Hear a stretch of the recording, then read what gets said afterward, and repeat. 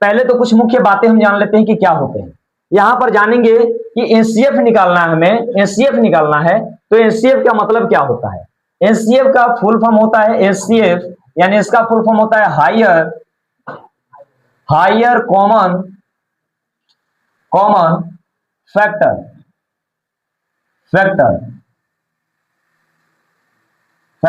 Higher common factor होता है।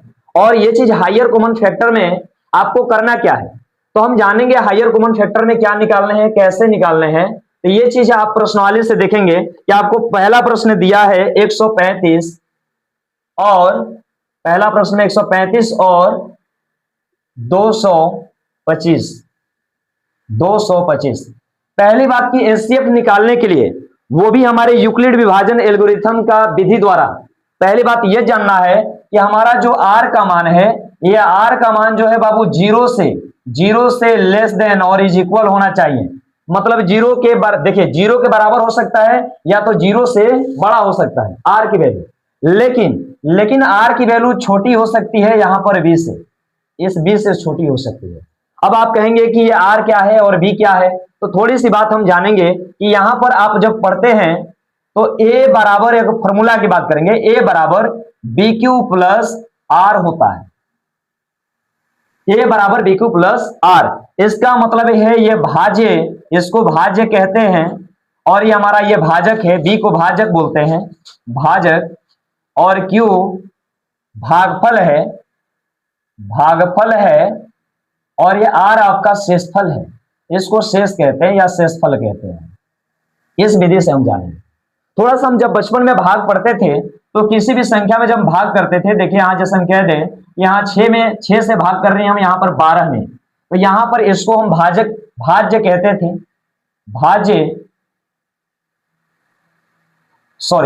ये भाज्य ये होता था, ये भाज्य, यानी इसको ए से जो सूचित किए हम यहां पर, इसको भाज्य बोलेंगे। और ये हमारा बी की वैल्यू है जिसे भाजक कहते हैं, और ये हमारा यहां पर भागफल होता है जिसे क्वोशिएंट कहते हैं, इंग्लिश में क्यू से सूचित करते हैं, ये भागफल होता है। और यहां पर जो शेष आता है वो शेषफल होता है। तो हम अगर 6 से भाग करते हैं 12 में तो 2 बार में कट जाती है, 6 से 12, यहां जब घटाते हैं तो आ जाता है 0, ये 0 आ जाता है, और यही हमारा शेष है जिसे आर से सूचित करते हैं, इसे शेष कहते हैं। अब देखिए ये ए बराबर कैसे फॉर्मूला निकाली जाती है, तो यहां वाली जो संख्या है ना, बी और क्यू को गुणा किया जाता है, बी और क्यू को गुणा करते हैं, मतलब भाजक गुणे भागफल होता है, और ये जो शेष है इसको जोड़ दिया जाता है, और यही हमारा निकल जाता है भाज्य। यही फॉर्मूला यहां लिखा हुआ है, यानी बी गुणे क्यू, यानी बी क्यू प्लस ये आर, यानी इसको गुणा करके और ये जोड़ देते हैं आर को, तो ये हमारा निकल जाता है ए का वैल्यू, ये ए की वैल्यू निकल जाती है। तो ऐसे ही प्रश्नों को हम यहाँ पर हल करने वाले हैं, देखेंगे इस विधि से। ये प्रश्न में सबसे जो आपका बड़ी संख्या है वो ए की वैल्यू होती है, हमारी जो सबसे बड़ी संख्या वो क्या होती है, ए की वैल्यू होती है। तो इसमें बड़ी संख्या क्या है, 135 में 225 में सबसे बड़ी संख्या क्या है, 225, यानी हम बोल दें कि ए की जगह लिखेंगे 225, ये 225, और यहां आप देखेंगे तो आपकी बी की जगह क्या है, 135 है, 135, और ये क्यू हो जाएगा प्लस में आर हो जाएगा। अब आपको कुछ करना नहीं है, सिंपल सी जो भाग पढ़े हैं बचपन से वही वाली भाग वाली प्रक्रिया अप्लाई करना है, यानी 225 में आपको भाग कर देना है किससे, 135 से, ये साइड में करना है, इधर है ना, साइड में करना है। 135 से भाग करेंगे 225 में, तो ये आपको कितनी बार में जाएगा, 270, यानी एक बार में जाएगा, और यहां से 135 हो जाएगा। आप देखेंगे कि 5 में से 5 घटेगा 0, और 2 में से नहीं घटेगा 3, तो 1 हासिल लेगा, 12 में से 3 जाएगा 9 3 12, और ये हो जाएगा 0, मतलब 90 आ रहा है। आप देख रहे हैं कि ये भाजक हमारा 135 और भागफल 1, और जोड़ देंगे शेष 90, तो ये हमारा निकल जाएगा 225, यानी भाज्य आ जाएगा। तो यही वाली चीज हम यहां करके लिख लेंगे, यानी 225 बराबर हम बोल सकते हैं 225 बराबर ये हमारा 135, और देखो क्यू की वैल्यू क्या आ गई, क्यू की वैल्यू क्या आ गया, 1 आ गया, क्या आ गया, 1 आ गया। तो गुना यही कर देंगे, यानी 135 गुणे 1, 135 गुणे 1। हमने कहा बाबू शेषफल को जोड़ देना है, तो शेषफल यहाँ क्या है, 90, इसको जोड़ दिया हमने, जोड़ दिया ना। अब जब जोड़ दिए तो देखो यही वाला अब क्या करेंगे, अगली बार ये तब तक प्रक्रिया करेंगे जब तक कि हमारा आर की वैल्यू 0 ना हो जाए, तब तक ये आगे करते रहेंगे। और यहाँ वाले वैल्यू को जो 135 है उठाकर यहाँ रख देंगे 135, और शेष जो 90 है यहाँ पर रख लेंगे, फिर करेंगे भाग, यानी 90 से भाग करेंगे। अब यहाँ पर 90 से भाग करेंगे 135 में, तो बोलो 90 दूना क्या हो जाएगा 180, ज्यादा हो जाएगा ना, यानी एक ही बार में जाएगा, इससे ज्यादा नहीं करना है, इससे कम ही करना है। तो 90 एकम 90, ये 5 में से 0 5, 13 में से 9 जाएगा, 9 4 13, क्या आ गया 45। फिर वही करोगे, यहां से यहां तक गुणा कर देना है और इसको जोड़ देना है। तो हम यही वाली बात लिखने वाले हैं। 90 है और 90 में गुणा किसका कर देंगे 1 का, देखो यहाँ 90 है ना, तो 90 और इससे गुणा कर देंगे। यहाँ पर 90 में इससे गुणा किया जाता है, मतलब भाज्य गुणे भागफल और शेष जोड़ना होता है। तो 90 गुणे 1 हो जाएगा और शेष यानी आर की वैल्यू क्या है 45 है। अभी और आगे करेंगे जब तक आर हमारा 0 ना हो जाए। तो यहाँ देखो फिर यही वाला 90 जो यहाँ वाला वैल्यू है इसको यहाँ लिख देंगे, बराबर अगर बात करें तो अब यहाँ 90 तो लिख दिया हमने, ये शेष को यहाँ लिख देंगे 45, ये 45 लिख दिया हमने।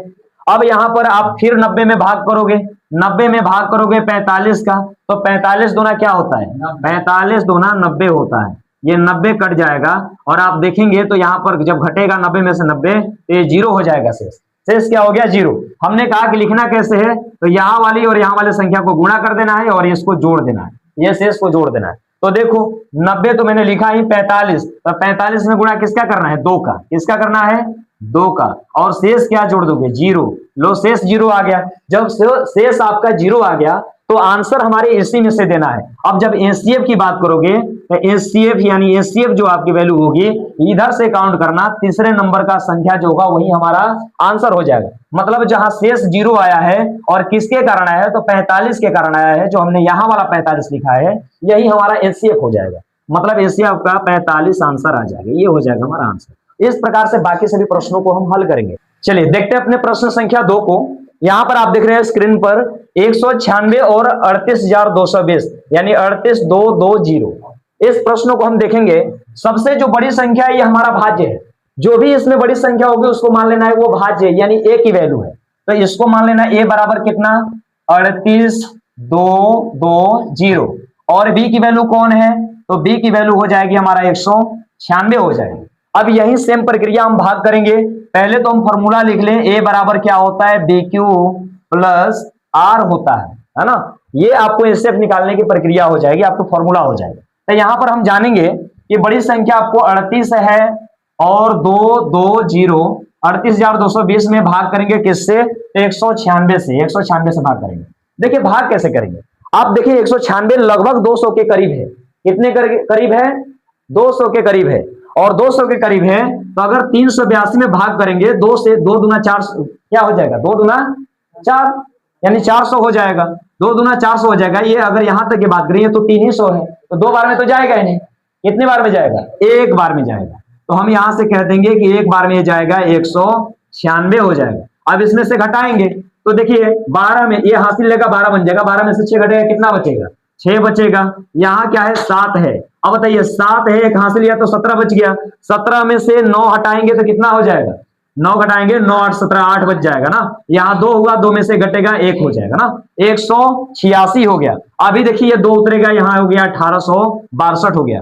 अब देखिए यहाँ पर अब ये कितनी बार में जाएगा तो आप देखेंगे आपको तो बाबू ये लगभग 200 है, तो 9 दूना 1800 यानी 9 बार में लगभग जाएगा, है ना। तो 9 बार में हम ले जाते हैं, यहां से देख लो 9 बार में ले जाते हैं। मैं ये मान लेना कि ये 200 के करीब है, और ये मान लेना देखो 1800 1850 करीब है ना, तो 9 दूना कितना होता है 1800 यानी 9 दूना 1800। तो ऐसे ही हम मतलब कि वहां तक पहुंचने का प्रयास करेंगे। तो ये 9 बार में जाएगा और 9 से गुणा कर दो, 9 6 54 4 कैरी 5 और 9 5 45, यहां मान लेना 9 है, 9 6 54 हासिल 5 लग गया, 9 9 81 81 5 कितना हो जाएगा 86 है ना, 86 हो गया। 8 हासिल लग जाएगा, 9 8 17 हो जाएगा, 1764 आ जाएगा। तो बताओ 2 में से 4 निकला 12 नहीं जाएगा, तो 12 एक हासिल लेगा, 12 में से 4 जाएगा 8 हो जाएगा, और ये 5 बचा, 15 में से 6 जाएगा 9 हो जाएगा, 7 में से 7 0 हो जाएगा, और ये हमारा 98 आ गया कुल मिला के 98 आ गया। अभी देखो 0 और यहाँ बचा हुआ है तो 0 लगा दिए, 980 हो गया। क्या हो गया 980, और ये जाएगा आपको 5 बार में, है ना 5 बार में। कैसे, क्योंकि 980 है तो ये 200 के करीब है, तो 5 दूना 10 यानी 1000 तो होगा ही नहीं, थोड़ा सा ही कम है ना, तो कट जाएगा पूरा 5 बार में करोगे तो कट जाएगा। देख लो 6 पचे 30, 0 कैरी 3, 9 पचे 45, 3 48 के 8 कैरी 4, 5 और 4 9 हो जाएगा। ये जीरो का तो कोई स्थिति नहीं, हटा देते हैं। चलो, संख्या से पहले जीरो लगाए तो उसका कोई मतलब नहीं, ठीक है। अब यहां से घटाओगे तो ये क्या आ जाएगा, जीरो आ जाएगा, शेष आ गया जीरो। चलो हम कहते हैं कि बाबू यहां वाले संख्या को यहां वाले से गुणा करते हैं और शेष को क्या किया जाता है, जोड़ दिया जाता है। तो हमारा यहाँ पर ये फॉर्मूला पर सेट हो जाता है। तो देखो ए की वैल्यू कितनी है, ए की वैल्यू है 38,220, 38,220। बी की वैल्यू कितनी है, 196। समझ में आ रहा है, 196। अब आगे बात करेंगे हम यहाँ पर Q की वैल्यू। तो देख लो Q किससे गुणा हो रहा है ना, Q की वैल्यू है, ये आपकी B की वैल्यू है और ये आपकी A की वैल्यू है, ये क्या है, R की वैल्यू है। तो यहां से हमने गुणा किया B में Q से, तो 196 गुणे क्या होगा, 195। कितनी बार में जाएगा, 195 ना, ये आपकी 195 हो जाएगा। बोलिए, कुछ कह रहे हैं क्या? 196 है और 220 है, तो ए बी 196 होगा। ए बी कहां लिख रहे हैं, ये भी थोड़ी है, बी क्यू है। बी मतलब आपका भाजक है, भाजक है ये, भाजक, और इसको कहते हैं हम भागफल। ये है भागफल, भागफल, और ये है आपका भाज्य, और ये है आपका शेष, ये शेष है। आपने क्या कहा कि सर ये देखिए फॉर्मूला क्या होता है, भाज्य बराबर भाजक गुणे भागफल, है ना, जोड़ शेष, ये चीज होता है भाज्य, इसको कहते हैं भाज्य। यानी भाज्य बराबर क्या होता है, इन दोनों को गुणा, देखो यहां पर भाजक गुणे भागफल, इनको गुणा कर देते हैं और शेष को जोड़ देते हैं। तो मतलब ये हमारा ए भी नहीं है, ये ए मत समझना, क्यों लिखा हमने, क्वोशिएंट होता है ना।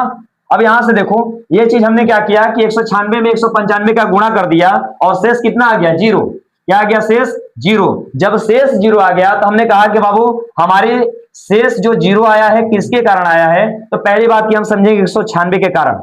नहीं समझ में आया तो समझना कि सीधा तीसरे नंबर का ही हमें वो एचसीएफ देता है, तीसरे नंबर की संख्या ही हमारा क्या देता है, एचसीएफ देता है। तो हमारा तीसरे नंबर का संख्या एचसीएफ क्या हो जाएगा, एचसीएफ बताओ क्या हो जाएगा, 196 हो जाएगा। ये हमारा आंसर हो जाएगा, ये आंसर हो जाएगा। समझ में आया। चलिए नेक्स्ट क्वेश्चन देखते हैं अपना। आइए अपने प्रश्न संख्या तीसरे पर चलते हैं। आप देख रहे हैं कि जो सबसे बड़ी संख्या वो हमारी ए की वैल्यू है, यानी भाज्य, सबसे बड़ी संख्या ही हमारी भाज्य होती है। इन दोनों में बड़ा कौन है, यानी 867। तो हम कहते हैं यानी भाज्य, यानी ए बराबर क्या हो जाएगा 867 और बी बराबर क्या हो जाएगा, भाजक बराबर क्या हो जाएगा 255 हो जाएगा। अब यहां से हम हल करेंगे, साइड में आप यहां किनारे में कर लेंगे, 867 में भाग करेंगे कितने का, 255 का, 255 से भाग करेंगे।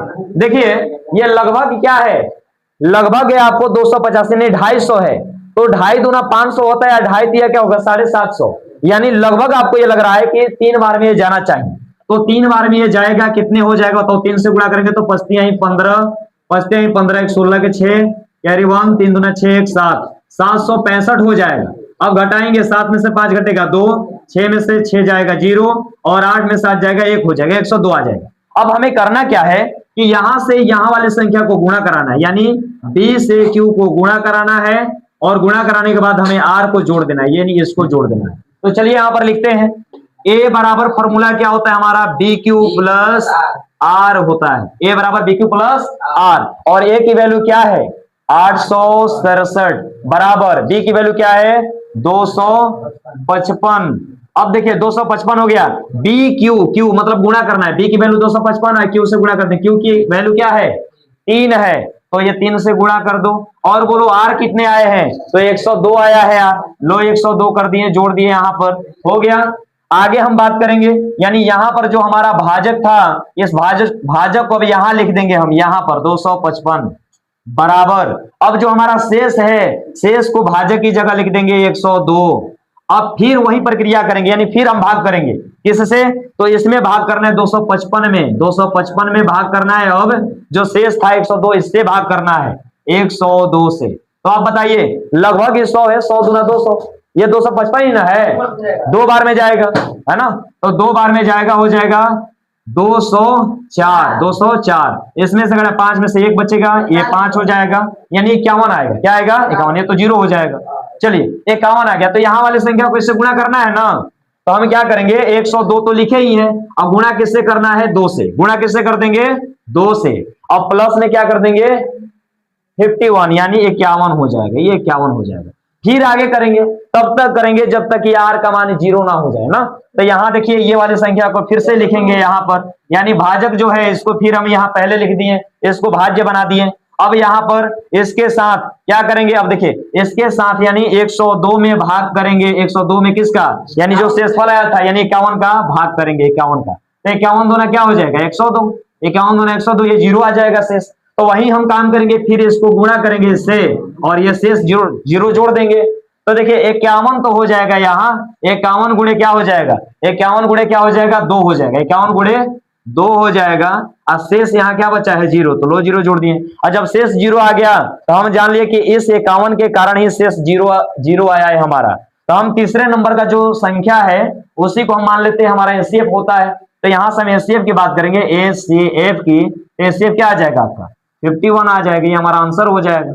लो ये भी हमारा आंसर आ गया। प्रश्न संख्या आपका 2 कह रहा है दर्शाएं कि कोई भी धनात्मक विषम पूर्णांक 6q + 1 या 6q + 3 6q + 5 के रूप के होते हैं जहां q कोई पूर्णांक है। पहली बात कि हम जानते हैं पूर्णांक क्या होता है, तो पूर्णांक आपके धनात्मक भी होते हैं और ऋणात्मक भी होते हैं। यानी 0 से लेकर, अगर हम कहते हैं 0 से अगर प्लस की ओर हम बढ़ते हैं तो उसे हम कहते हैं धनात्मक पूर्णांक। इसे कहते हैं 0 से, जैसे 1 हो गया, 0 1 2 3 4 है ना, ये सभी धनात्मक पूर्णांक हो जाएगा। जब इधर माइनस में बढ़ेंगे 1 -2 -3 -4, इससे कहेंगे हम ऋणात्मक पूर्णांक। तो यहाँ इसे ही हम पूर्णांक कहते हैं, यानी 0 से इधर की ओर अब बढ़ेंगे तो धनात्मक पूर्णांक होगा और 0 से इधर बढ़ेंगे तो ऋणात्मक पूर्णांक होगा। तो आइए हम जानते हैं, यहाँ पर क्वेश्चन में आपको कह रखा है कि धनात्मक विषम पूर्णांक जो है 6q + 1 6q + 2 6q + 3 6q + 5 के रूप का होता है। ये चीज जांच करना है हमें। तो पहली बात कि हम जानते हैं, यहां पर जानेंगे कि यहां पर जो हमारा फॉर्मेट है, जैसे हम कह दें, मान लेते हैं यहां पर हल लिखेंगे, पहले तो हल लिखेंगे। हल में लिखेंगे कि माना विषम धनात्मक पूर्णांक, विषम धनात्मक पूर्णांक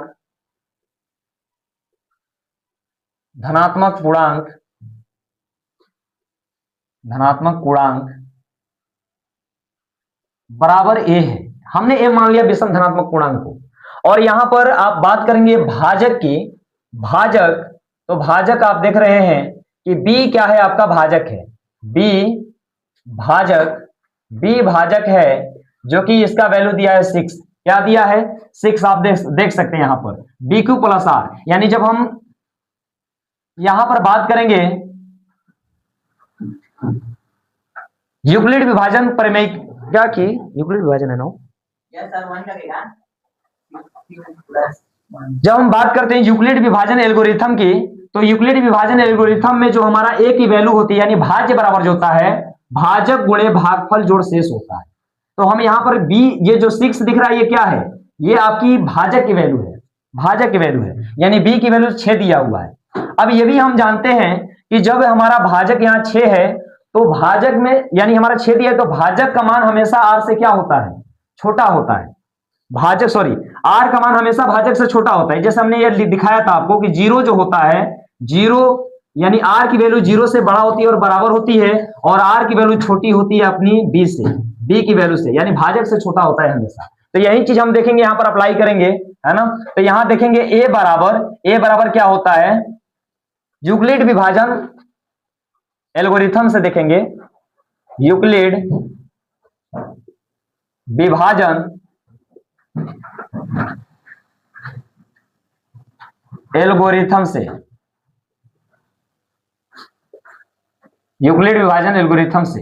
अब देखिए ये क्या होता है, तो a बराबर bq प्लस r होता है। अगर मैं कह दूं कि यहां पर r की वैल्यू, मैंने बता दूं कि r की वैल्यू क्या हो सकती है, बताइए। r ये कह रहा है कि b की वैल्यू आपकी 6 है, b की वैल्यू क्या है 6 है, तो r की वैल्यू क्या हो सकती है, r की वैल्यू क्या हो सकती है, r मतलब शेष फल क्या हो सकता है, शेष फल इससे छोटा हो सकता है, 0 हो सकता है, 1 हो सकता है, 2 हो सकता है, 3 हो सकता है, 4 हो सकता है, 5 हो सकता है। ये चीज हमारा हो सकता है, मतलब इससे 6 से छोटा ही हो सकता है आर का मान। तो यहां हम जानेंगे इस फॉर्मेट से कि हमने माना आर बराबर 0, मैं कह दूं कि माना यहां आर बराबर 0 ले लिया है ना, माना आर बराबर पहली बार क्या ले लिया हमने 0, तो बताइए यूक्लिड विभाजन जो एल्गोरिथम है ये हमारा तो होता है ए बराबर क्या, ए बराबर बी क्यू प्लस आर, तो यहां आर की जगह क्या ले सकते हैं हम 0 ले सकते हैं, तो बी की वैल्यू तो 6 दिया हुआ है, 6 बी की वैल्यू 6 दिया और ये हो गया हमारा क्यू, अब प्लस में आर की जगह पहली बार क्या ले लिया हमने 0, तो ये 0 कर लिया। इस प्रकार से ये हम इसको 0 अगर जोड़ोगे तो 0 का कोई फर्क नहीं पड़ेगा, यानी हम इसको 6q भी लिख सकते हैं, ऐसे भी लिख सकते हैं। और दूसरी बार हम बात करें कि r बराबर यदि 1 ले लेते हैं तो इसका मान a का मान क्या हो जाएगा, तो ये 6q अब प्लस में क्या हो जाएगा 1 हो जाएगा, r की जगह क्या पहली बार 0 लिया, दूसरी बार क्या ले लिए 1 ले लिए, तो ये हमारा ये हो जाएगा। और तीसरी बार मैं कह दूं कि r बराबर अगर 2 ले लूं तो r बराबर 2 लेंगे तो यहां पर a की वैल्यू क्या हो जाएगी, a की वैल्यू हो जाएगी 6q प्लस में 2 हो जाएगी। अगर मैं कह दूं कि a बराबर इस बार r बराबर अगर मैं कह दूं 3 ले लूं तो देखना यहां पर a की वैल्यू क्या हो जाएगी 6q प्लस में 3 हो जाएगी। अगर मैं कह दूं कि यहाँ r बराबर 4 ले लूं तो यहां पर a की वैल्यू क्या हो जाएगी, a की वैल्यू 6q प्लस में 4 हो जाएगी। अगर मैं r बराबर कह दूं 5 बाबू 5 ले लूं तो यहां पर a की वैल्यू क्या हो जाएगी 6q प्लस 5 हो जाएगी, है ना। और मैंने कहा कि r का मान हम b से छोटा ही ले सकते हैं, b से छोटा ही ले सकते हैं, यानी 0 1 2 3 4 5 तक ही ले सकते हैं, ये b से बड़ा नहीं ले सकते हैं। तो हमने देखा कि जब हमने r की वैल्यू 0 1 2 3 4 5 रखा तो ये हमारे यहाँ पर ये की वैल्यू मिल रहे हैं टोटली, लेकिन इसमें भी आपको क्या निकालना है, आपको निकालना है विषम धनात्मक पूर्णांक, विषम। तो विषम इसमें जानेंगे विषम क्या होगा, कैसे होगा विषम धनात्मक पूर्णांक की जांच, तो ये बात करेंगे हम। q मान लो अगर 1 है, अगर 1 मान लेते हो, कोई विषम संख्या मान लेते हो q की जगह पे, या सम संख्या मान लेते हो, तो सम या विषम में जब गुणा कराओगे तो हमारा हमेशा सम ही होगा। अब जैसे मैं कह दूं 3, अगर 3 से यहां गुणा कराओगे तो 18, जैसे मैं कह दूं विषम संख्या 5, 5 से गुणा कराओगे 5 6 के 30, ये सम ही आ रहा है। अगर मैं कह दूं 7 से गुणा कराऊं तो 7 6 के 42, 42 भी तो सम संख्या है। तो किसी भी सम संख्या या विषम संख्या से जब गुणा कराते हो यहां पर, तो ये हमारा क्या होगा, हमेशा आपको सम संख्या ही देगा। 6 के साथ अगर गुणा कराओगे तो यहां पर क्या है, सम संख्या, इसलिए। अब जब यहां पर आप जोड़ रहे हो, यानी सम संख्या में जब विषम संख्या जोड़ोगे, तो जैसे मैं कह दूं 6 है, 6 में 1 जोड़ देंगे क्या होगा 7 हो जाएगा, ये तो विषम संख्या हो गया। इस 6 में 2 जोड़ दोगे तो क्या हो जाएगा, ये 6 2 8 हो जाएगा, सम संख्या हो जाएगा। अगर इस 6 में 3 जोड़ दोगे तो क्या हो जाएगा 9 हो जाएगा, जो कि विषम संख्या हो जाएगा। तो यही हम बात करेंगे कि यहां पर यह संख्या क्या है आपकी, ये विषम संख्या है, ये विषम संख्या है, और ये क्या है, ये तो सम संख्या आ रही है, ये सम संख्या हो जा रही है, ये भी क्या है विषम संख्या है, ये भी आपकी क्या है विषम संख्या है, ये आपकी सम संख्या बन जा रही है। तो सम संख्या लेना ही नहीं है। आपके प्रश्न में क्या कहा है, प्रश्न में यही कहा है कि 6q प्लस 1 6q प्लस 3 अब प्लस 6q प्लस 5 एक क्या है विषम धनात्मक पूर्णांक मतलब है। तो आप यहां पर लिख सकते हैं कि ये हमारा जो मिला है वैल्यू क्या मिला है, तो हम कह सकते हैं बाबू 6q plus 1 comma 6q plus 3, ये वाला plus 3 comma 6q plus 5, 6q plus 5, ये क्या है विषम धनात्मक पूर्णांक है, यह विषम धनात्मक पूर्णांक है, विषम धनात्मक पूर्णांक है, धनात्मक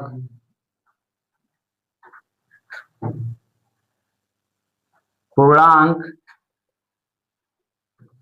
के रूप का है, ये रूप का है, ये हमारा आंसर हो जाएगा, ये आंसर हो जाएगा। ये अपने प्रश्न संख्या 3 देखते हैं। कह रहा है किसी परेड में 616 सदस्यों वाली एक सेना आर्मी की टुकड़ी को 32 सदस्यों वाले एक आर्मी बैंड के पीछे मार्च करना है। दोनों समूहों को समान संख्या वाले स्तंभों में मार्च करना है। उन स्तंभों की अधिकतम संख्या क्या है जिसमें वे मार्च कर सकते हैं। यानी स्तंभों की अधिकतम संख्या कह रहा है। स्तंभों का अधिकतम संख्या का मतलब यह हायर कॉमन फैक्टर यानी एचसीएफ जानना चाह रहा है। अगर न्यूनतम संख्या की बात करता तो उसका मतलब होता है लिस्ट कॉमन मल्टीपल यानी एलसीएम होता है।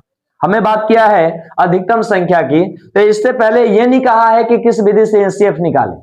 हम भाग विधि से भी निकाल सकते हैं, गुणनखंड विधि से भी निकाल सकते हैं, या आप कहें तो यूक्लिड विभाजन परिमेयिका का यूज करके भी हम निकाल सकते हैं। तो चलिए हम देखते हैं यहां पर कि दो संख्या दिया है 616 और दूसरा दिया है 32, तो इसमें आपका यानी भाज्य जिसे हम ए कहते हैं, इसकी वैल्यू है 616, यानी बड़ी संख्या को मान लेंगे हम भाज्य मान लेंगे। और यहां पर जो छोटी संख्या दिया है यानी भाजक, ये हो जाएगा हमारा भाजक यानी बी मान लेंगे इसे, और ये दिया हमारा 32। अब यहां पर हम यूक्लिड विभाजन प्रमेयिका का प्रयोग करेंगे। उससे पहले हम जान ले कि ये प्रमेयिका होता क्या है, यानी ए बराबर होता है बी क्यू प्लस आर। अब यहां पर देखिए हम क्या करेंगे कि यहां पर हम एक छोटा सा भाग देते हैं 616 में भाग देंगे, और किसका भाग देंगे, तो इस भाजक यानी बी का, यानी 32 का। तो 32 से भाग करेंगे हम 61 में, तो ये 2 बार में नहीं जाएगा क्योंकि 32 दूना 64 हो जाएगा, एक बार में जाएगा, ये एक बार में हो जाएगा 32। अब इसको घटाएंगे, 1 में से 2 नहीं घटेगा, हासिल लेगा, 11 में से 2 घटेगा, ये 9 हो जाएगा। यहाँ 5 में से 3 घटेगा, 2 बचेगा, ऊपर से आएगा 6, 296 हो गया। अब ये 9 बार में जाएगा, 9 बार में आपको हो जाएगा, देखिए 9 बार में 9 दूना 18, 8 कैरी 1 और 29 27 एक 28 हो जाएगा, 288 हो जाएगा। अब यहाँ 6 में से 8 को घटाएंगे, नहीं घटेगा तो हासिल लेगा, 16 में से 8 घटेगा, आपका हो जाएगा 8, और यहां पर देखेंगे 8 बचा, 8 में से 8 घटेगा 0, और 2 में से 2 घटेगा 0। अब देखिए संख्या के पहले अगर शून्य लगे तो उसका कोई अस्तित्व नहीं होता है, इससे चाहो तो आप हटा भी दो। यानी अब देखो क्या बचा, हमें ये हमारा जो फॉर्मूला लिखा हुआ है यूक्लिड विभाजन प्रमेयिका का, इसका मतलब ये भाज्य बराबर क्या होता है, भाजक गुणे भागफल जोड़ शेष। यानी ये हमारा भाजक है, ये हमारा भाज्य है, और ये हमारा भागफल है, और ये बाबू हमारा शेष है। तो हमने क्या कहा, यानी ये हमारा b की वैल्यू है, और ये हमारा q की वैल्यू है, और ये a की वैल्यू है, और ये r की वैल्यू है। तो हम यहां से करेंगे क्या कि b से और q से गुणा करना होता है, b q से गुणा करना होता है, मतलब b 32 और q की वैल्यू 19 है, यहां पर गुणा कर देंगे, और r जो हमारा दिया है यानी 8 आया है, इसको हम जोड़ देंगे, है ना। तो हमारा ये निकल जाएगा a बराबर, देख लीजिए a बराबर क्या आ जाएगा, a बराबर की बात करेंगे यानी 616 की, इसकी जगह 616 बराबर b की वैल्यू क्या है 32, और q की वैल्यू कितनी आई है देख लीजिए 32, अब गुणे किससे करेंगे 19 से, किससे करेंगे 19 से, और प्लस में क्या जोड़ देंगे, प्लस में जोड़ देंगे हम r की वैल्यू क्या है 8। लीजिए यहां पर अब देखिए क्या करेंगे, ये तब तक प्रक्रिया हम करेंगे जब तक हमारा शेष से शून्य ना आ जाए, यानी यहां पर शून्य ना आ जाए। तो चलिए एक स्टेप और आगे भागते हैं हम, यानी यहां वाली जो भाजक है, इस भाजक को हम लिख देंगे यहां पर 32 बराबर, अब यहां वाला जो शेष दिया है इसको यहां लिख देंगे, है ना।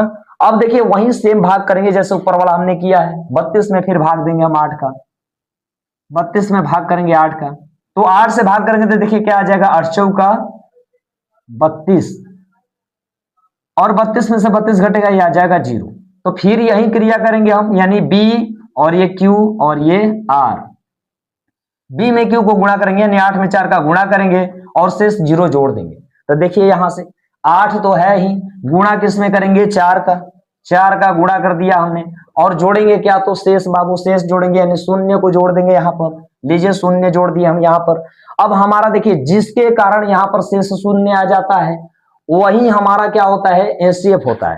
तो देखिए यानी हमें कहते हैं कि एचसीएफ क्या होगा, इस 8 के कारण यहाँ पर शून्य आया हमारा ये वाला शेषफल।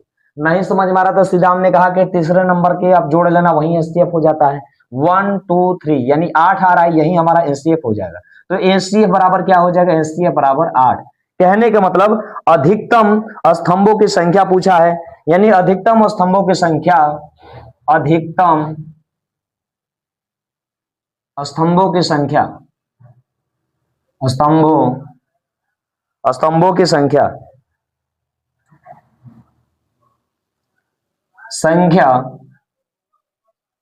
क्या आ जाएगी, तो अधिकतम स्तंभों की संख्या यानी एचसीएफ आपका 8 आएगी, 8 आंसर हो जाएगा। इस प्रकार से हमारा आंसर हो जाएगा। चलिए नेक्स्ट अगला प्रश्न हम देखते हैं। देखिए प्रश्न संख्या आपका 4 है, यूक्लिड विभाजन प्रमेय का प्रयोग करके दर्शाएं कि किसी धनात्मक पूर्णांक का वर्ग किसी पूर्णांक m के लिए 3m प्लस 1 के रूप का होता है, ये चीज दर्शाना है हमको। तो पहली बात हम ये जान लेते हैं कि हमारा यूक्लिड विभाजन प्रमेय का फॉर्मेट क्या होता है, a बराबर bq प्लस r, ये होता है। अब यहां से हम ये जान लेते हैं हल में हम जानेंगे कि मान लेते हैं कि धनात्मक विषम पूर्णांक है क्या। यानी आपको कहा है कि धनात्मक पूर्णांक की बात किया है, तो मान लेते हैं यहां पर माना धनात्मक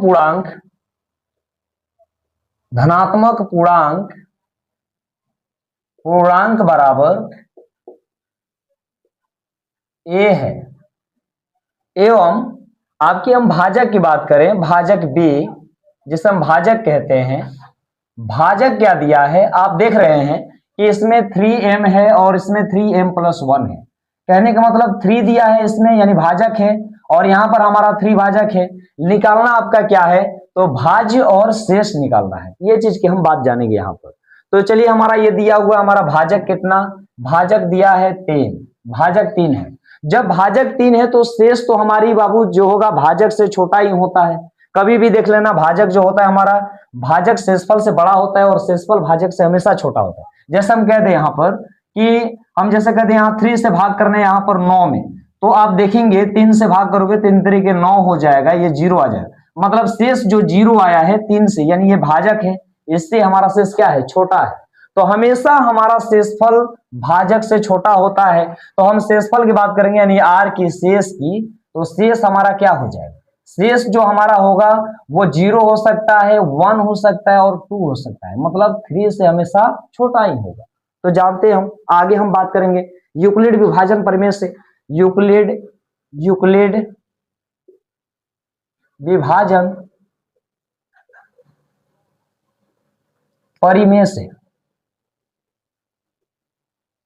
से यूक्लिड विभाजन परिमेय में क्या होता है आपको, तो हम कह दें जब r बराबर क्या हो, जब r बराबर 0 हो, r बराबर 0 हो, जब r का मान 0 लेंगे तब क्या होगा, तो a बराबर क्या होगा, a बराबर BQ प्लस r, और r की जगह क्या लेना है, 0 ले लेना है। तो देखना a बराबर क्या हो जाएगी, a बराबर BQ प्लस में 0 हो जाएगा। इसको हम ये भी बोल सकते हैं बराबर BQ, क्या बोलेंगे, a बराबर BQ, इसको a बराबर BQ बोल सकते हैं, a बराबर BQ बोल सकते हैं, पहली बात। तो अब यहां पर क्या करना है, हमें संख्या का वर्ग करना है। दोनों तरफ वर्ग करने पर चलो दोनों तरफ वर्ग कर देते हैं। हम कहते हैं a का ये हो जाएगा स्क्वायर, a का स्क्वायर, a स्क्वायर, इसको a का स्क्वायर का मतलब वर्ग करेंगे तो a स्क्वायर, और इसका स्क्वायर करेंगे तो बन जाएगा आपका BQ का स्क्वायर, BQ का स्क्वायर, ये बन जाएगा हमारा।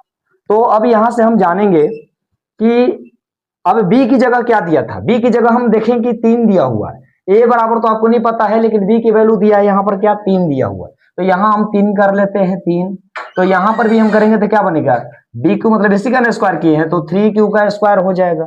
अब इसको आगे लिखोगे a स्क्वायर बराबर, तो अब क्या हो जाएगा, देखो 3 गुणे 3Q का स्क्वायर हो जाएगा। मतलब 3 का गुणा 2 बार होगा तो 2 बार मैंने कर दिया, और Q का गुणा 2 बार होगा तो ये 3Q स्क्वायर भी कर सकते हैं, 3Q स्क्वायर कर सकते हैं।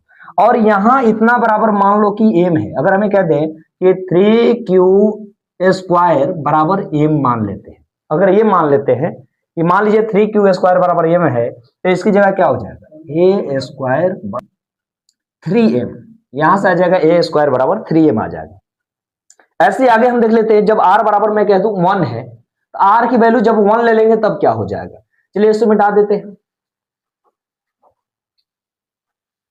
r बराबर 1 रखने पर, जब r बराबर 1 हो तो क्या होता है, अब यहां से हम कहते हैं a बराबर BQ प्लस में क्या होगा r, ये हमारा यूक्लिड विभाजन फॉर्मेट का फॉर्मूला होगा। तो a बराबर बोल सकते हैं, b की जगह क्या लेंगे हम, b की वैल्यू क्या है, हमारा b की वैल्यू 3 है तो 3 रख लेते हैं, और q की मान नहीं पता है, q क्वेश्चन कर दिए, प्लस r क्या रखना है, 1 रखना है। लीजिए हमारा ये मिल गया। अब फिर इसको भी कहते हैं दोनों तरफ वर्ग करने पर, तो दोनों तरफ वर्ग करने पर क्या आ जाएगा, दोनों तरफ वर्ग करने पर, जब दोनों तरफ वर्ग करेंगे तो देख लो ये का स्क्वायर हो जाएगा, बराबर क्या होगा 3Q प्लस 1 का भी स्क्वायर हो जाएगा। अब आप क्या देख रहे हैं कि ए स्क्वायर बराबर, ये आपको 3q+1 क्या है, a प्लस बी का होल स्क्वायर हो जा रहा है, a प्लस बी का होल स्क्वायर। अब a प्लस बी का होल स्क्वायर क्या होता है, a प्लस बी का होल स्क्वायर आप जानेंगे तो होता है बाबू a square plus B square plus 2ab होता है, ये चीज होता है हमारा। तो यहां से हम इसी पर रख लेंगे, देखो a स्क्वायर की जगह क्या कर लेंगे, 3q का स्क्वायर यानी a square plus B square की क्या रखेंगे तो 1 का स्क्वायर, अब प्लस 2ab क्या रखेंगे हम तो 2, a की वैल्यू क्या होगा 3q और b की वैल्यू क्या है 1 है, तो 1 कर लेंगे हम। इसको और तोड़ते हैं आगे, a स्क्वायर बराबर क्या बन जाएगा तो 3q का स्क्वायर करेंगे आप तो ये हो जाएगा 3 के 9q हो जाएगा, 9q का स्क्वायर हो जाएगा, प्लस में 1 का स्क्वायर करेंगे 1 हो जाएगा, 3 दूना 6q हो जाएगा। इसको थोड़ा सजा के लिख लेते हैं, ए स्क्वायर बराबर क्या हो जाएगा तो देखेंगे 9q का स्क्वायर प्लस में इधर को इसको इधर कर दो 6q प्लस क्या हो जाएगा 1 हो जाएगा। अब यहां से हम 3 कॉमन कर लेते हैं दोनों में, देखो इसमें दोनों में 3 कॉमन कर लेते हैं तो ए स्क्वायर बराबर क्या होगा 3 into 3q square, sorry 3q, हाँ 3q स्क्वायर हो जाएगा और प्लस 2q हो जाएगा। अब यहां से हम +1 है इसको छोड़ देते हैं, +1 ऐसे साइड में कर दो और इतना बराबर मान लेते हैं कि हमारा a है, इतना बराबर m मान लेते हैं, m है तो चलिए ये क्या हो जाएगा a स्क्वायर बराबर 3 और इतनी जगह m रखेंगे तो बन जाएगा 3m, ये हो जाएगा हमारा +1। तो यहां से हमें क्या मिला, किसी धनात्मक पूर्णांक का वर्ग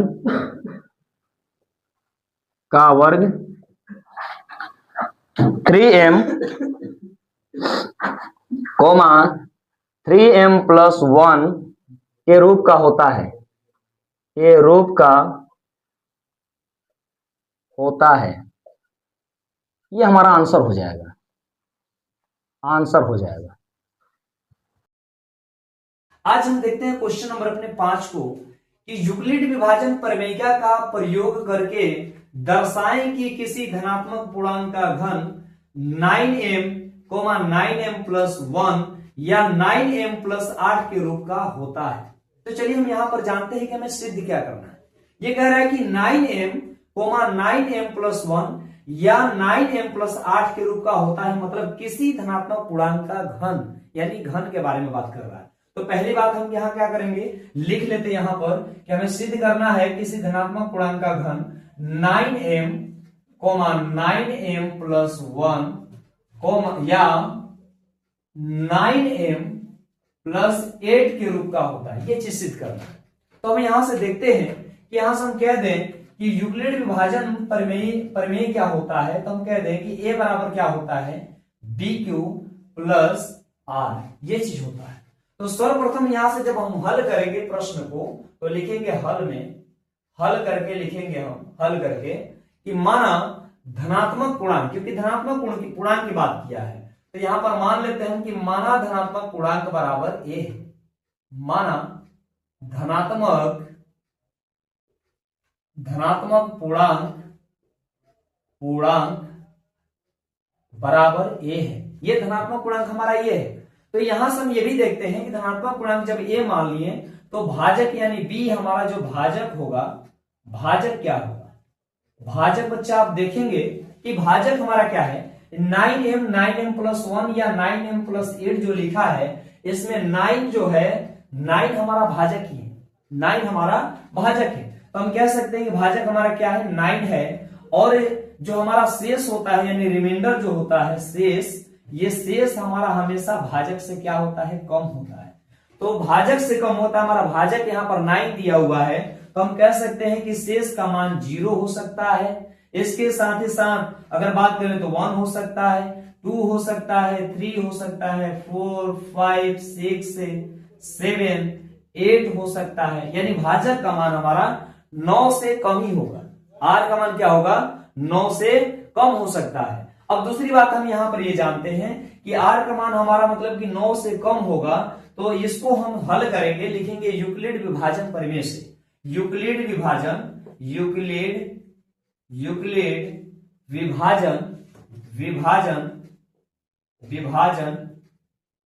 परिमेय से, परिमेय परिमेय से, यूक्लिड विभाजन प्रमेय से। यूक्लिड विभाजन प्रमेय क्या होता है? तो हमने बताया बाबू कि a बराबर क्या होता है, BQ प्लस R होता है। अब यहां पर R की वैल्यू हम इससे छोटा ही ले सकते हैं, यानी 0 ले सकते हैं, 1 2 3 4 5 6 7 8, यानी 20 से छोटा ले सकते हैं, 9 से छोटा ही ले सकते हैं। तो यहां देखेंगे हम कि R जब हम रखते हैं R बराबर, यानी जब R बराबर रख देते हैं हम 0, R का मान 0 रख देंगे, तब हमारा क्या होगा, तब हमारा A बराबर क्या होगा, तब हम कहते हैं A बराबर क्या होगा, तो A बराबर हम बाबू बोल सकते हैं B की जगह वैल्यू क्या है, 9 देख लो। B बराबर क्या रखेंगे हम, 9 रखेंगे। 9 ये 9 क्यूब हो जाएगा, इसकी ये फॉर्मेट लगाएंगे वाला A बराबर BQ प्लस R। तो B की जगह हमने रख लिया 9 और Q हो गया प्लस R की जगह मैंने कहा कि R बराबर क्या लेना है, 0 लेना है, तो कर दिया यहां 0। अब A बराबर क्या मिला हमें, 9 क्यूब मिला, 9 क्यूब मिल गया। तो यहाँ घन की बात किया है, किसी धनात्मक पूर्णांक का घन, तो घन करना है बाबू, तो यहाँ पर हम लिखेंगे दोनों तरफ घन करने को, लिखेंगे यहाँ पर दोनों तरफ घन करने पर, जब दोनों तरफ घन करते हैं तो क्या बन जाता है, देखिए ये A का घन करेंगे तो क्या बनेगा, A क्यूब हो जाएगा, और हम ये 9 क्यूब का घन करेंगे तो 9 क्यूब का क्यूब हो जाएगा।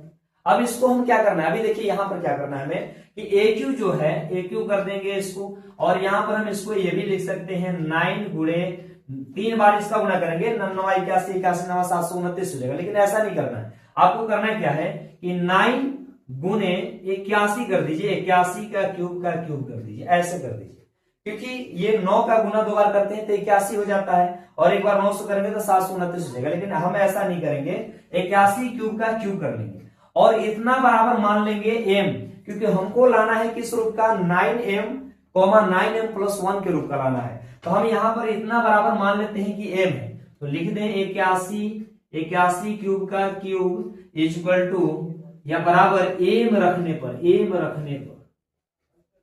रखते हैं इतने के मान की जगह, 81 क्यूब के क्यूब की जगह हम मान क्या रख लेते हैं, m रख लेते हैं। तब क्या होगा, देखिए तब क्या होगा, हम बोल सकते हैं a क्यूब बराबर क्या बोल सकते हैं, a क्यूब बराबर हमारा क्या आ जाएगा, देखिए a क्यूब बराबर ये 9, 81 क्यूब की जगह क्या आ जाएगा, m आ जाएगा। इसको मान लेना इक्वेशन फर्स्ट, इसको इक्वेशन हम फर्स्ट मान सकते हैं। तो आगे देखेंगे हम, ये इक्वेशन हमारा फर्स्ट हो गया, तो नेक्स्ट आगे देखते हैं r बराबर 1 रख के, जब r बराबर क्या हो, जब r बराबर 1 हो, है ना, जब r बराबर 1 रख लेते हैं हम, तो यहां पर क्या होता है, तो a बराबर क्या होगा, तो a बराबर हम तो जानते हैं b क्यूब, यानी b की वैल्यू क्या हो जाएगी 9 और क्यूब हो जाएगा, प्लस r की जगह क्या रख लेंगे, हम 1 रख लेंगे, ये चीज हमें मिलेगा। अब देखिए घन कहा है, किसी धनात्मक पूर्णांक का घन, तो इसको भी घन कर देंगे दोनों साइड, तो लिखेंगे दोनों तरफ घन करने पर, यानी लिखेंगे दोनों तरफ घन करने पर। अब देखिए घन करते हैं तो क्या होता है, इसको घन करेंगे तो क्या बनेगा, हमारा a क्यूब बनेगा, और 9 क्यूब की बात करेंगे, 9 क्यूब प्लस 1 का क्यूब करेंगे तो ये हमारा बन जाएगा a प्लस b का होल क्यूब। ये फॉर्मेट मिल जाएगा हमें, देखो a की वैल्यू, ये b की वैल्यू, और ये हो जाएगा इस प्रकार से a प्लस b का होल क्यूब। अब बता दीजिए थोड़ा सा कि a प्लस b का होल क्यूब क्या होता है, a प्लस b का होल क्यूब क्या होता है बच्चा, तो हम यहां से जानते हैं कि a प्लस b का होल क्यूब होता है a cube plus b cube plus 3ab और into a plus b, right. अब यहां से हम ये जानेंगे, इसी फॉर्मूला पर यहां पर रखने का हम प्रयास करेंगे। देखेंगे अगर बात करें हम a क्यूब बराबर, तो a क्यूब बराबर यानी a की वैल्यू ये है हमारा, और ये b की वैल्यू है, और इसी फॉर्मेट पर रखना है हमें a प्लस b को होल क्यूब पर। तो 9 क्यूब की जगह हम क्या है, मतलब a क्यूब है, तो हम कह दें कि ये a क्यूब बराबर, मतलब जब हम लिखेंगे तो इसको क्या बोलेंगे, 9 क्यूब का क्यूब, 9 क्यूब का क्यूब, यानी a क्यूब बन गया है। और दूसरी b क्यूब की जगह हम क्या कर सकते हैं, तो a cube plus b cube, यानी 1 का cube, a cube plus b cube, plus में कह दे 3ab, तो a की वैल्यू क्या है, a की वैल्यू 9 क्यूब है, 9 क्यूब कर दिए, और b की वैल्यू क्या है 1 है, तो 1 कर दिए। अब देखिए इनटू में a प्लस b होता है, तो a की वैल्यू ये है और b की वैल्यू ये है, तो a की जगह क्या रख लेंगे 9 क्यूब, और b की जगह क्या रख लेंगे 1 रख लेंगे। इस प्रकार से हमारा ये चीज हो जाएगा। अब आगे नेक्स्ट इसको और हल करेंगे तो ए क्यू बराबर अब क्या बोल सकते हैं, तो 81। देखिए यहां पर हम इसको क्या बोल सकते हैं, 9 का गुना 3 बार कर दें, 99 81 और 81 नवा क्या हो जाएगा 729 हो जाएगा, 729 क्यूब का क्यूब हो जाएगा, प्लस 1 का क्यूब, यानी एक का जितना भी घात लगा लीजिए उसका मान 1 ही होता है, तो ये 1 हो जाएगा।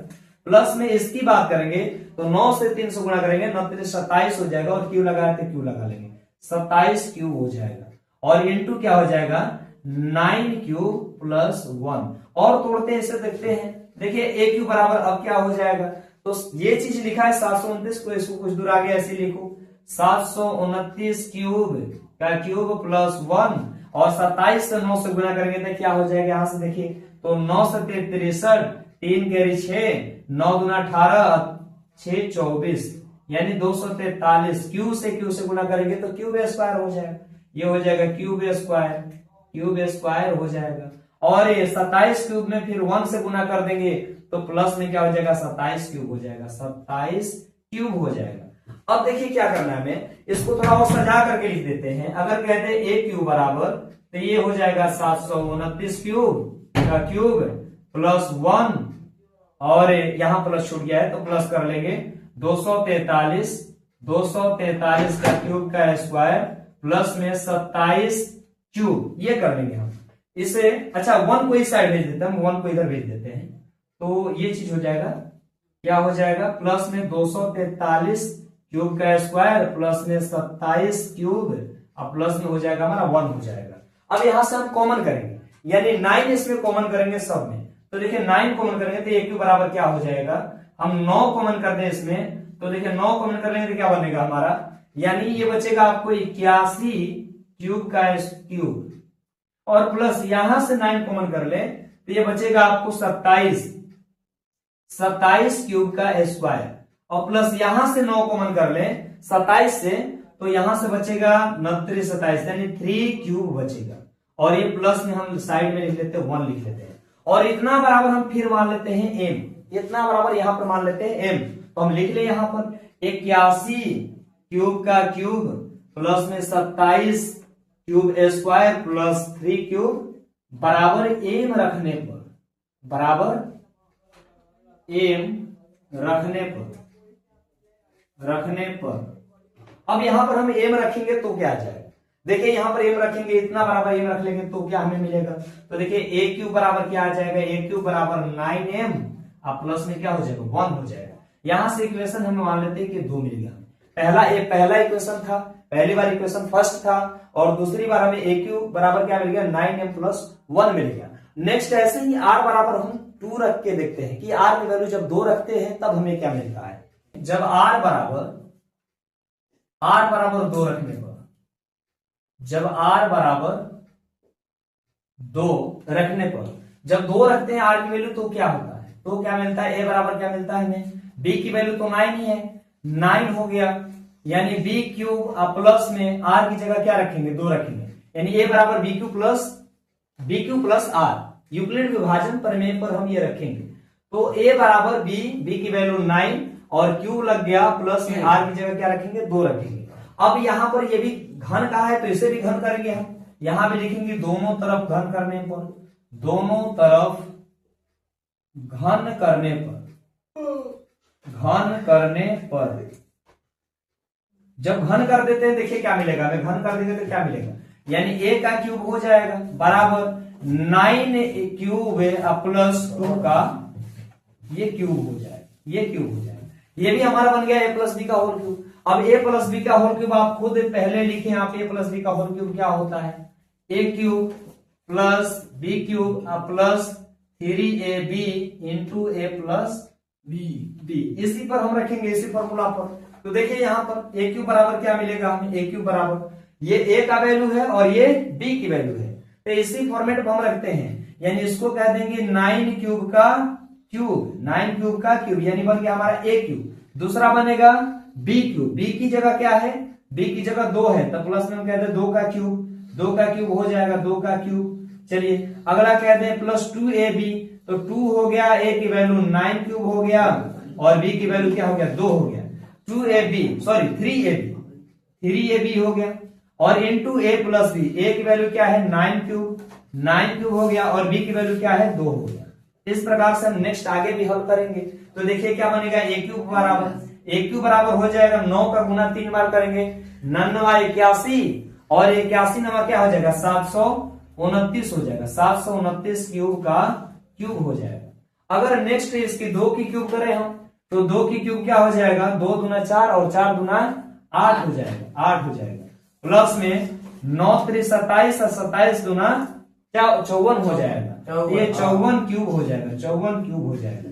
इनटू अब इसकी बात करेंगे तो 9 क्यूब अब प्लस में क्या हो जाएगा 2 हो जाएगा। इससे और तोड़ते हैं आगे, यानी ए क्यूब बराबर अब क्या बोल सकते हैं, देखिए ये तो ऐसे ही है 729 लिखो, 729 क्यूब का क्यूब, प्लस में 8 है तो 8 छोड़ दो, ये 54 क्यूब से 9 से गुना कर देंगे तो क्या बनेगा, देखिए ये क्या बनेगा 9 चौक का 36, 9 से 4 से गुना करें 9 चौक का 36, कैरी 3, 9 पचे 45 और 3 48, ये 486 क्यूब का स्क्वायर, क्यूब से गुणा करेंगे क्यूब स्क्वायर हो जाएगा। अब देखिए प्लस 54 से 2 से गुणा करेंगे तो 4 गुना 8 और 5 गुना 10, 108 क्यूब हो जाएगा, ये हो जाएगा हमारा। इसे और थोड़ा सा जाके लिखते हैं, ए क्यूब बराबर क्या हो जाएगा, तो देखिए 729 क्यूब का क्यूब, और प्लस में इसको लिख दीजिए, ये संख्या को लास्ट में कर देना हमें, तो 486 हो जाएगा क्यूब का स्क्वायर, और प्लस में 108 क्यूब हो जाएगा, अब प्लस में संख्या आपका क्या है 8 हो जाएगा।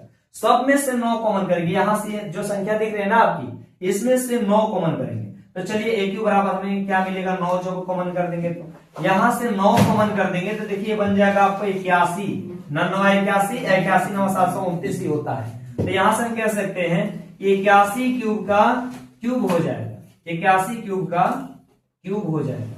प्लस यहां से 9 कॉमन कर देंगे तो क्या हो जाएगा 9 पचे 45 और 9 चौका 36, 54 हो जाएगा, यानी 54 हो जाएगा, आपको 54 क्यूब का स्क्वायर हो जाएगा।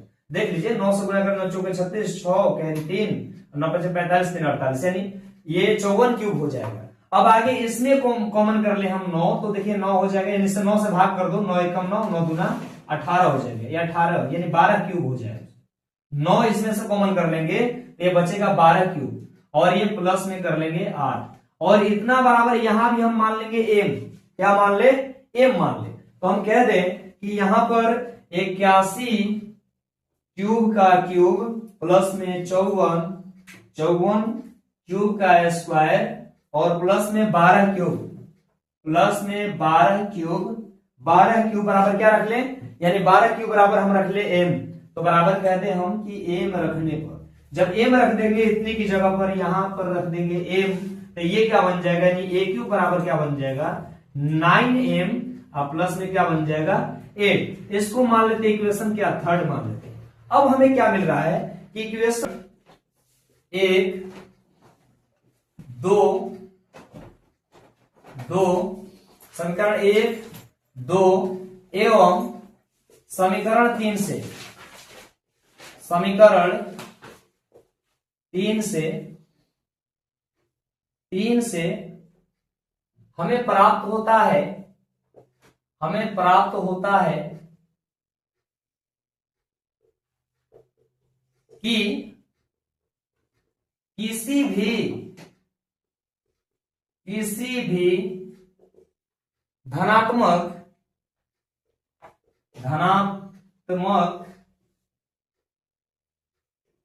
संख्या का घन 9m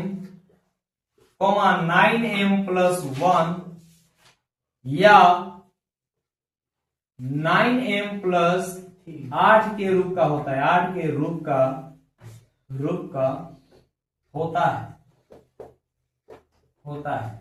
ये हमारा यहां पर उत्तर यानी आंसर हो जाएगा, ये आंसर हो जाएगा। इस प्रकार से अपने प्रश्नों को हल करेंगे हम। 1.1 प्रश्नावली के पूरे प्रश्न समाप्त होते हैं।